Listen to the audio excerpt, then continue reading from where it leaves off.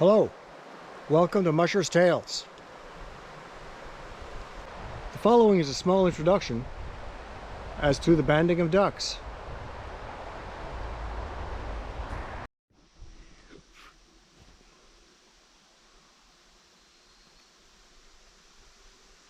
Here you see the trap itself. I'm not doing a close-up of the doors. Maybe I'll do that another time. I took off my waders. Then you have that little tunnel thing, and what's on the right hand side is what we call the catch box. So once the ducks are in the cage, they get shooed into the catch box, which they go into because it's dark, it looks like shelter, and we pull a cord, the trap door falls, and the ducks are trapped. As you can see, not a very big place, but all kinds big for what we do. Table here with a couple of chairs. There's something to keep the rain off us.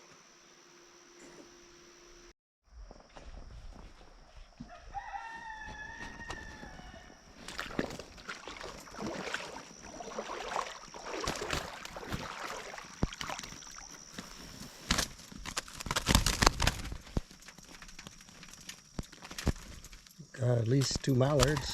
Looks like a wood duck. 2 mallards. A couple of woodies. Yeah, 2 wood ducks, 2 woodies. 2 mallards, 2 woodies. Let's take a look at some of the tools we use.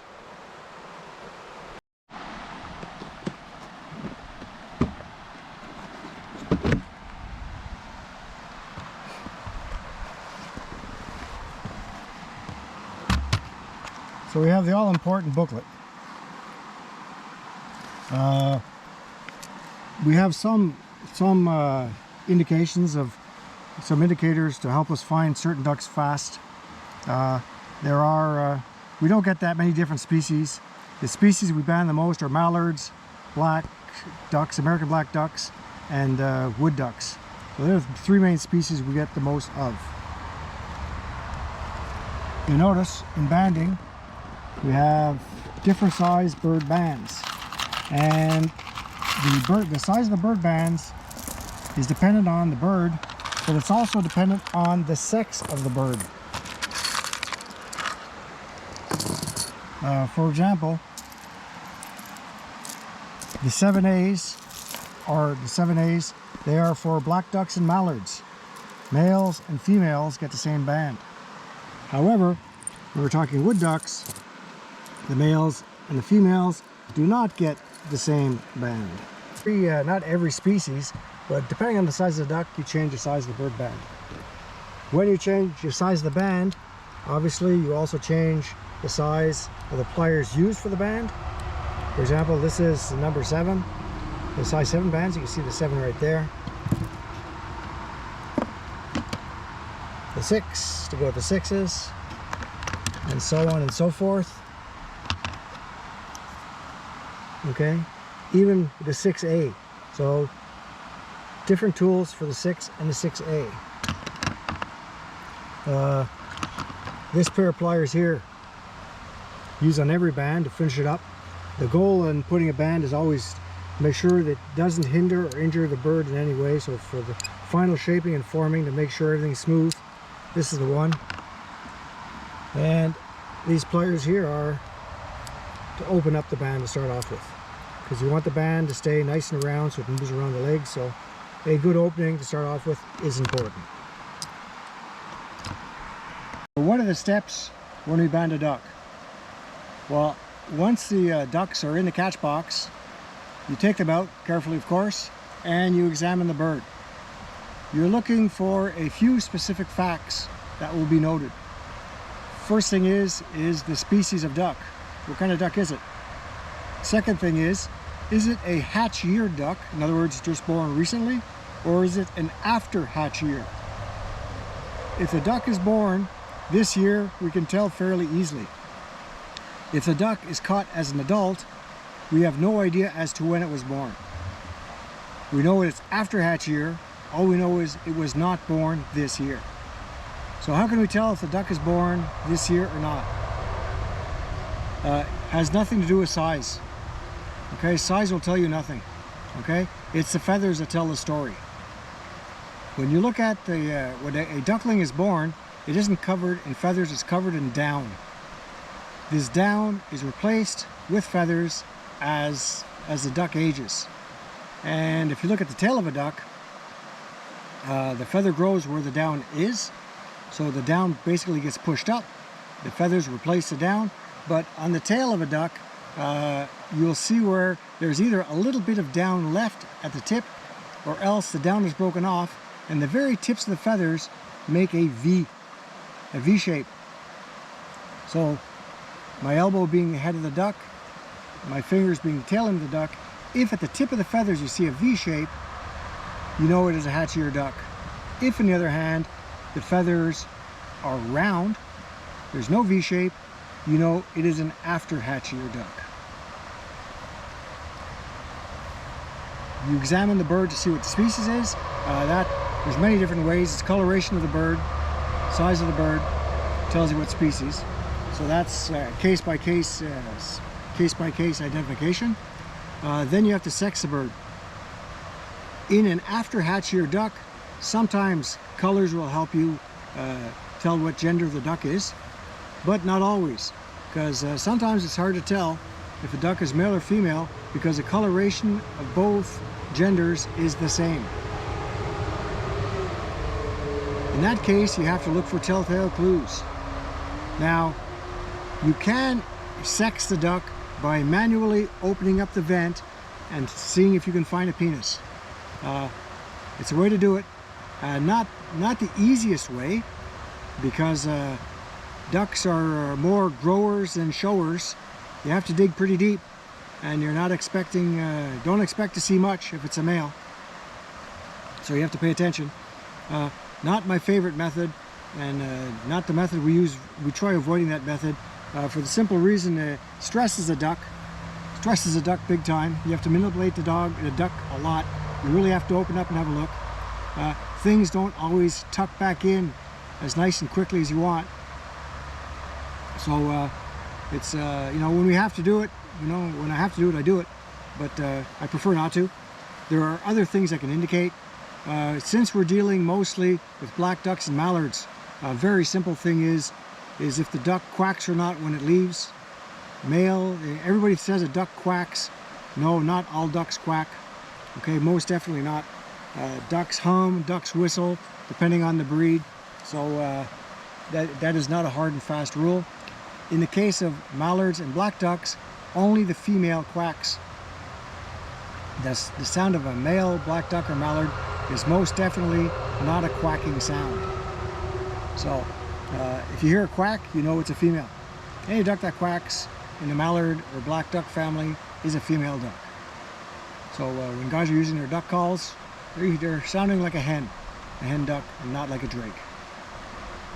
Another indicator for black ducks and mallards, well, a mallard, obviously, if the plumage is coming in, you can tell by looking at the colors.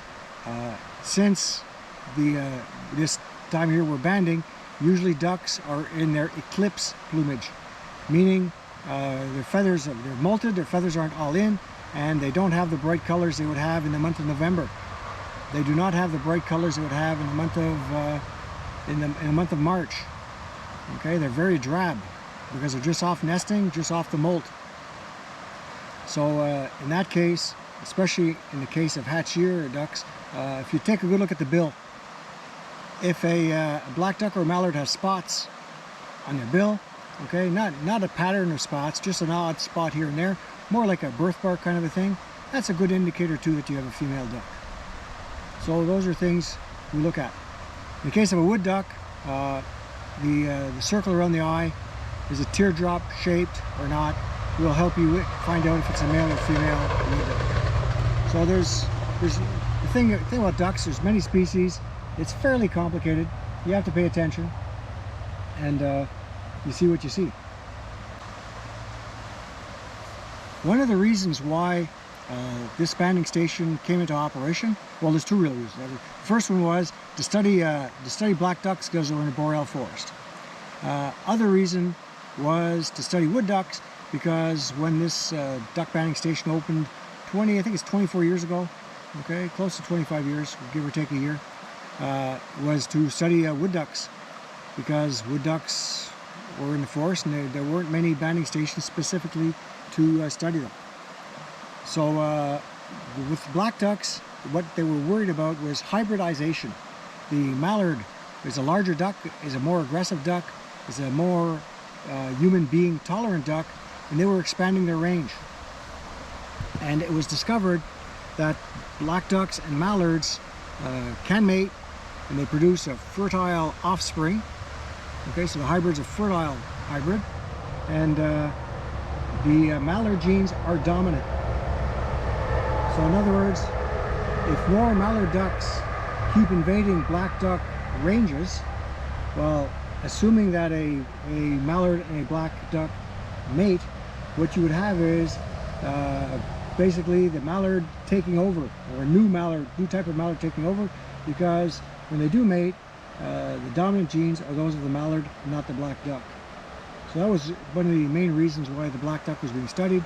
Also, the black duck being a bird of the boreal forest, not easy to study, because there's 2 in a pond, there's 4 in a lake, they're spread over wide areas. The boreal forest is very big.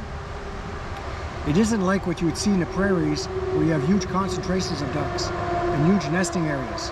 In the boreal forest, the nesting areas are few and far between. They're spread out.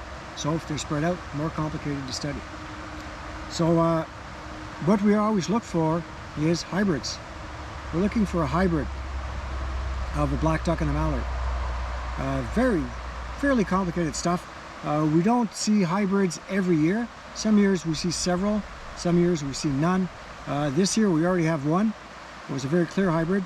I have photographs of it. I do not have any filming of it. But what the difference is basically, when you look at the wings, it's the amount of darker feathers on the underside of the wing, and also on the outside of the wing.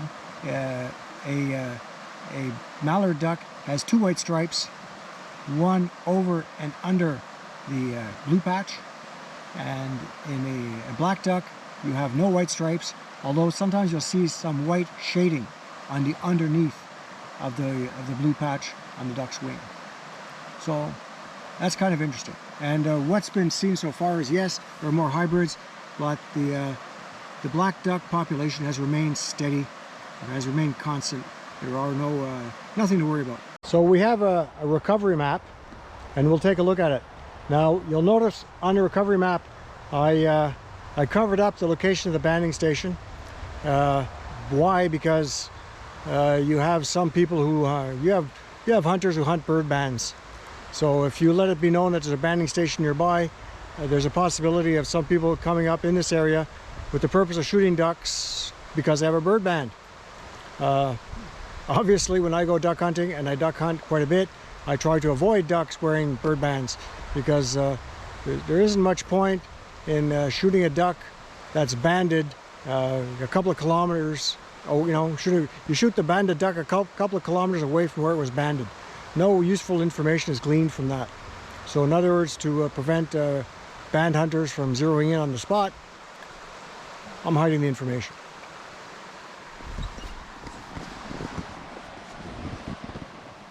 So the banding station is in the province of Quebec. There are 7 banding stations in the province. This is not an official map from Environment Canada. It's a map made by my colleagues who work at the site. So if you look at the color coding, okay, banding site is hidden, and they show this map is about 12 years old. You have the species, so mallard, black duck hybrid, so the white ones are hybrid. You have wood ducks, mallards, which is the orange, American black duck, which is the red, widgeons being the green, and you also have the amount of ducks that were banded when this map was made. Obviously, the numbers increased quite a bit. We band about 150 ducks a year, maybe 170 ducks a year. 1 year, I believe, was less than 100, and another year, I believe, was very close to 300. but we'll say an average of about 150. So what's interesting? If we look at the map, we'll see the majority of the ducks go down the eastern side of the United States, and that banded ducks from Quebec have been shot all the way down into Florida. Okay, so our ducks, they travel a good distance twice a year. Florida up and down. Notice that it's the wood ducks that go the furthest south, all the way to Alabama and Georgia and Florida, okay, through the Carolinas. We have the odd black duck that does the same thing. Generally speaking, when they move back up north, what happens is the female duck returns to where she was fledged, where she was hatched. And if a male duck got interested in her during the winter, he follows her back. So basically speaking, your female duck comes back to where she was mated, and the male duck goes wherever the female duck leads him. So that's what we see. And they go down through the eastern seaboard of the United States. If we look up here, you have a stray black duck, okay, north of the banding station. Automatically what we know is that that duck that was shot, that was banded at the banding station, had to be a male duck and paired up with a female duck on the migration and followed her back to where she was born, which was in northern Quebec, not too far from Labrador. And if we look right here at James Bay, same story. So a male duck that followed a female that they met in the wintering grounds, and she was from the James Bay area, and he flew up following her. Notice that not all ducks went completely east, okay? Some people went southwest, okay? Or they went east and west before. These guys went southwest, okay? Down by Kentucky, Memphis. So it's surprising. It's surprising where they go and where they turn up.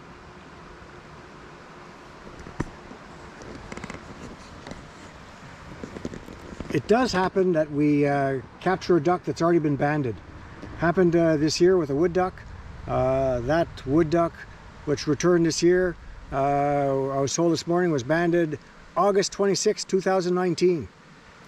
So the odds are I held that duck in my hands 2 years ago, and held it yesterday also. So it's fun for that. We've already had some that have returned 5 or 6 years later. Very rare. If you think of a duck returning 5 years later, it means it migrated 10 times. Okay, once in spring, once in fall. Think of all the dangers. Think of all the predation, human and otherwise. That duck's seen a lot. Ducks don't necessarily, they can live to be quite old, but it's a dangerous thing. Okay, it's not easy being in the woods. It's not all Disney.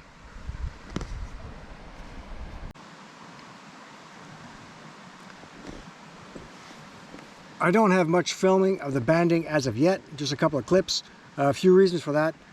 First of all, it is a record year for bad banding. We don't even have 20 ducks yet, and we should be around 50 or 60 ducks. So we have low water, we have extreme heat, we have a lack of insects, we also have a severe predation problem. So far 3 raccoons have been removed from the site because they were preying on ducks. The first day we banded, we had 10 ducks, 2 of which were killed by raccoons. So we haven't lost any since. Right now we had again, the raccoons came last night. So we do not want to be, putting ducks in cages and capturing them. It's come again last night. We do not want to be luring the ducks into a cage where they're easy to catch by a raccoon. So we have to solve that raccoon problem first. Every time we think we're finished solving the problem, another one seems to pop up. And again, the low water conditions, they are a factor. It makes it a little bit easier for the raccoons to get their food, and they like duck. Another reason is I'm not in this alone. This is the first year I'm actually the person who's doing all the banding and everything. Before I was always a helper. The master bander is 86 years old, has a bit of a mobility problem right now, so I'm kind of stepping into his shoes, which was the plan. Okay, so this has been a plan. It's been in the works for a while. I've been going to this banding station for I don't know how long, but a while for sure, and I've been helping out for a while for sure. So with that going on, with helpers going on, videotaping the actual banding wasn't going to happen. Just kind of too busy, too many people. It was complicated. So starting next week or so, I should be on my own, or just with my wife, and it'll be easier to actually do some filming, taking our time, and presenting something worthwhile seeing. This concludes this first little episode of duck banding. I want to get some filming of the actual banding, and that'll be part 2. Thanks for watching.